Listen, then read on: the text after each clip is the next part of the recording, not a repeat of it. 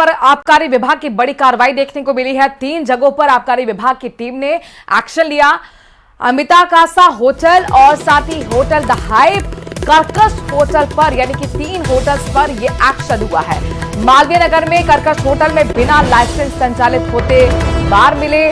सी scheme स्थित restaurant में occasional licence के नाम पर संचालित हो रहा था बार। तीनों ठिकानों से बड़ी तादाद में शराब और बॉटल्स बियर की बरामद की गई हैं। तो आबकारी विभाग का ये बड़ा एक्शन जयपुर राजधानी के अंदर देखने को मिला है। 3 जगहों पर ताबड़तोड़ आबकारी विभाग की टीम ने कार्रवाई की। वो 3 जगह हैं, अमिता कासा होटल, इसके साथ साथ होटल द हाइव और कर्कश होटल पर कार्रवाई की गई है। मालवीय नगर में कर्कश होटल में बिना लाइसेंस संचालित होते बार मिले। सी स्कीम स्थित रेस्टोरेंट में ओकेजनल लाइसेंस के नाम पर बार धड़ल्ले से संचालित हो रहा था। तीनों ठिकानों पर बड़ी तादाद में शराब और बियर की बोतल्स बरामद की गई। लवली हमारे संवाददाता इस खबर पर ज्यादा जानकारी के साथ जुड़ गए हैं। लवली, ये रूटीन चेकअप था या किसी मुखबिर की जानकारी के आधार पर यह एक्शन?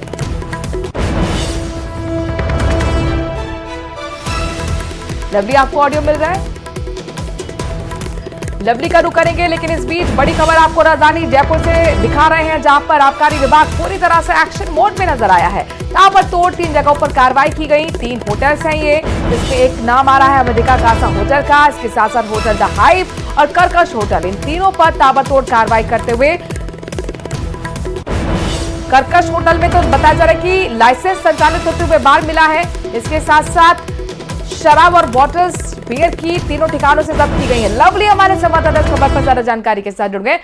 लवली, काफी एक्शन मोड में नजर आ रहा है आपका विभाग। ये बताइए कि किसी मुखबिर की जानकारी पर यह एक्शन हुआ या फिर ये रूटीन एक निरीक्षण था जिसके दौरान ये कार्रवाई की गई?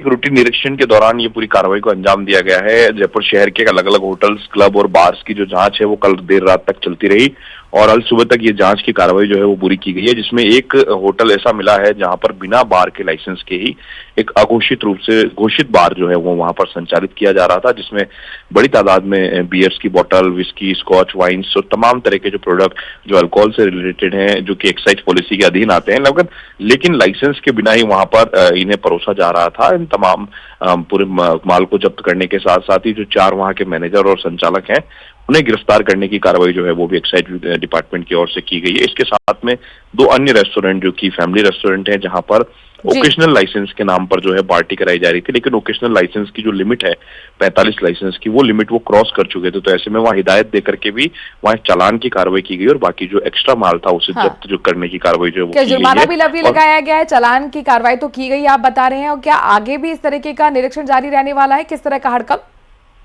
देखिए, बिल्कुल जो आबकारी के आयुक्त शिव प्रकाश नगाते उनके निर्देश पर ये कार्रवाई अब राजस्थान भर के अंदर पूरे राज्य में जारी रहेगी और इस कार्रवाई के दौरान जिला मुख्यालयों के तमाम जो आबकारी अधिकारी उन्हें ये निर्देशित किया गया है कि वो रूटीन जांच करने के अलावा औचक निरीक्षण भी करें, ताकि कहीं पर भी अगर एक्साइज पॉलिसी का उल्लंघन हो रहा है, अवैध शराब का संचालन हो रहा है, अवैध शराब को परोसा जा रहा है, अवैध तरीके से परोसा जा रहा है, तो उस पर सख्त से सख्त कार्रवाई की जाए, क्योंकि सरकार को एक बहुत बड़ा राजस्व आबकारी विभाग से मिलता है और अगर वहां पर अवैध रूप से काम होता है तो सरकार को चूना भी लगता है। समय में भी औचक निरीक्षण का ये सिलसिला जारी रहने वाला है। शुक्रिया लवली, तमाम जानकारी हम तक पहुंचाने के लिए। चुरू से बड़ी खबर है, जहां पर नेपाली नाबालिग लड़की से दुष्कर्म का आरोपी गिरफ्तार कर लिया गया है।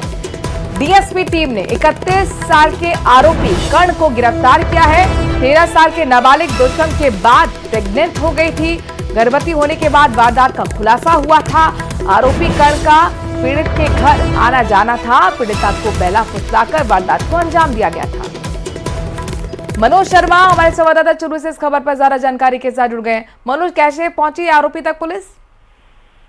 जी बिल्कुल, मैं बताना चाहूंगा कि जो आरोपी है उस आरोपी के बारे में जो पीड़िता है उस पीड़िता के द्वारा बताया गया था, केवल नाम बताया गया था, लेकिन उस नाम को बताने के बाद पुलिस जो डीएसपी की टीम है, डीएसपी की टीम के द्वारा इसकी मामले की तफ्तीश शुरू की गई और जो टीमें गठित कर आरोपी का पता लगाया गया और उसके बाद जो आसूचना है उन आसूचनाओं और मुखबिर के सूचनाओं के आधार पर पुलिस के द्वारा इस आरोपी को गिरफ्तार करने में और सफलता मिली है। आरोपी जो चूरू रेलवे स्टेशन है, इसके सामने एक होटल है, उस होटल के अंदर ये काम करता था और इस नाबालिग के घर आना जाना इसका था और जी। इसके द्वारा इस 31 साल का ये आरोपी है जिसका नाम करण उर्फ दिनेश है और इसके द्वारा इस वारदात को अंजाम दिया गया था।